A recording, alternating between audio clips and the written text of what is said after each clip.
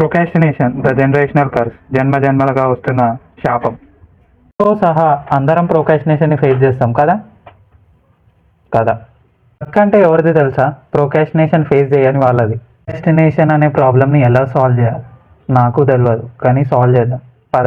Your mind it takes 2 minutes to do the work, then do it right now.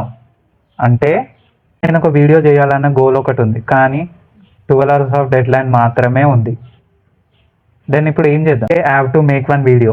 12 hours dead line మాత్రమే ఉంది. ఆ 12 hours dead లైన్లో పడే stress and that generates the fuel. So ఆ fuel వల్ల నువ్వు రోజు వీడియో చేయడానికి హెల్ప్ అవుతుంది. So in that 12 hours you have to make the video. And ఇంకొక ఎగ్జాంపుల్ చెప్పాలా మీకు?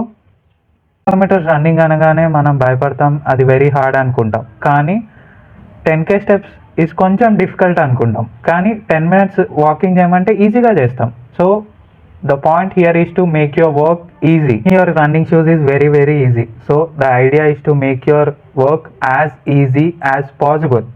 అంటే నీ వర్క్ని ఎంత ఈజీ అయితే అంత ఈజీగా మార్చుకోవడం.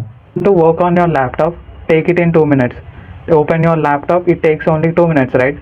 సో ఆ టైంలో నువ్వు ఆల్రెడీ ల్యాప్టాప్ ఓపెన్ చేసావు కాబట్టి నువ్వు ల్యాప్టాప్లో వర్క్ చేయడానికి ఇంట్రెస్ట్ చూపిస్తావు. ఇంకొకటి చెప్పాలా, best time to start working ఈ స్టార్ట్ వర్కింగ్. అంటే వర్క్ స్టార్ట్ చేయడం ఏ టైం అయినా సరే. That's all. Hope you all like this video. See you all for next video.